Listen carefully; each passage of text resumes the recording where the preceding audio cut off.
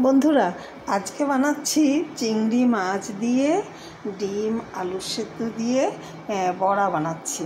তো তার জন্য আমি নিয়েছি অবশ্যই চিংড়ি মাছ ভাজা নিয়েছি একটা আলু সেদ্ধ, একটা ডিম সেদ্ধ, আর এখানে নিয়েছি সামান্য হলুদ গুঁড়ো, লঙ্কা গুঁড়ো, জিরে গুঁড়ো আর একটুখানি বেকিং পাউডার, অবশ্যই বেসন নিয়েছি এখানে, আর নিয়েছি এখানে আমি ধনেপাতা, কাঁচা লঙ্কা কুচিয়ে, সঙ্গে অবশ্যই সর্ষের তেল, স্বাদ মতো লবণ, এগুলো তো আছেই। তো দেখতে থাকুন রান্নাটা। আলুটা আর ডিমটাকে একসঙ্গে চটকে নেব, ভালোভাবে মাখিয়ে নেব।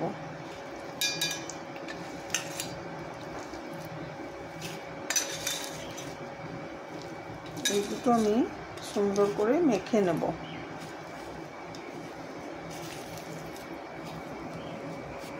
পরিমাণ মতো লবণ দিয়ে দিচ্ছি আলু আর ডিম মাখাটার মধ্যে।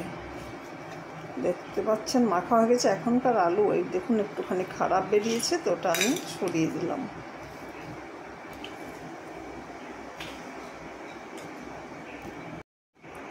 দিয়ে দিচ্ছি চিংড়ি মাছগুলো, এর মধ্যে দিয়ে দিলাম ভেজে রাখা কুচো চিংড়ি, সেটা এর মধ্যে আমি মিশিয়ে নিচ্ছি।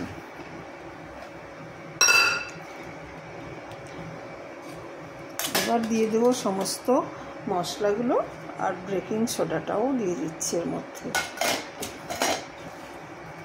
দিয়ে ভালোভাবে নাড়িয়ে চাড়িয়ে মিশিয়ে নিচ্ছি। এরপরে আমি এই যে কুচিয়ে রাখা লঙ্কা, কাঁচা লঙ্কা, ধনেপাতা দিয়ে দিলাম পরিমাণ মতো। বেশ সুন্দর করে মাখিয়ে নেব।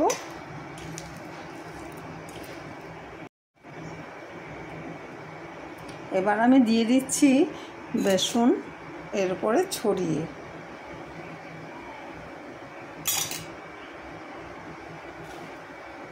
এবার ভালোভাবে এটা আমি মেখে নেব।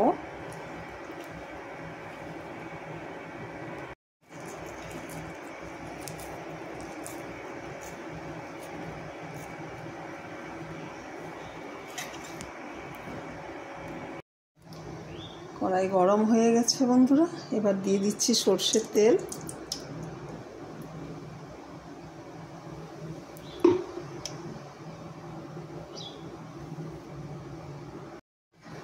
তেলটা গরম হয়ে গেছে, এবার আমি একে একে দিয়ে দেব এই দেখুন বানিয়ে রাখা বলগুলোকে।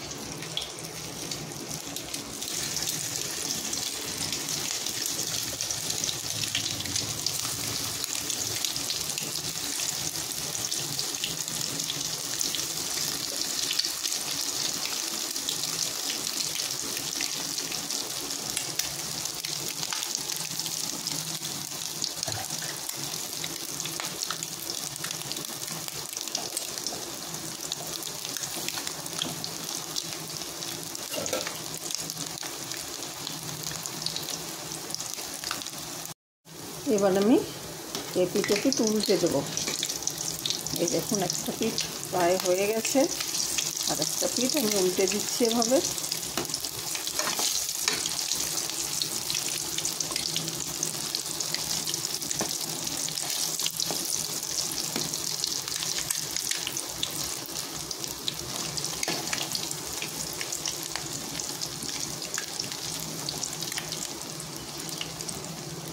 মুচমুচে তেলে একেবারে ডিপ ফ্রাই করে নিতে হবে এভাবে। আর এর সঙ্গে যদি আপনি আলু খেতে না চান, তাহলে আপনি একটু পাউরুটি দিয়েও বানাতে পারেন। পাউরুটিটা একটু ভিজিয়ে নিয়ে সঙ্গে সঙ্গেই চটকে নিতে হবে, তারপর বানাতে পারেন। সেটাও খেতে খুব সুন্দর হয়, টেস্টি হয়। দেখুন হয়ে গেছে, এবার আমি তুলে নেবো একটা একটা করে।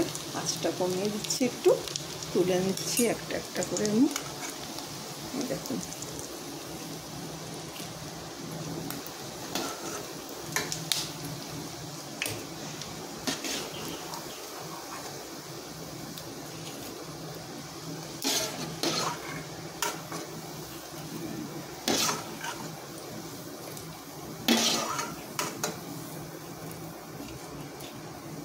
খুব সুন্দর করে ভাজা হয়ে গেছে, দেখতেই পাচ্ছেন। গ্যাসটা অফ করে দিলাম।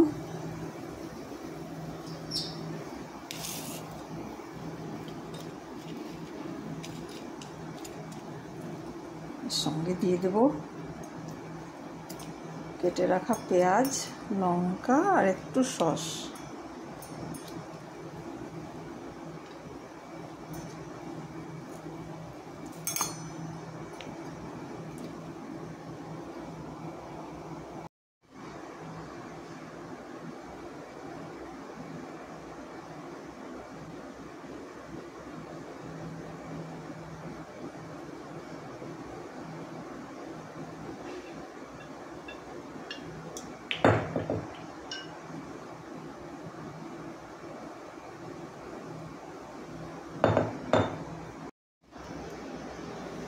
তো রেডি হয়ে গেছে বন্ধুরা ডিশটা। দেখুন একটুখানি সস, লঙ্কা, পেঁয়াজ দিয়ে পরিবেশন করছি এবার আমি। কেমন হয়েছে জানাবেন কমেন্ট করে। আর যদি ভালো লেগে থাকে তাহলে এভাবে বানিয়ে খাবেন আপনারাও।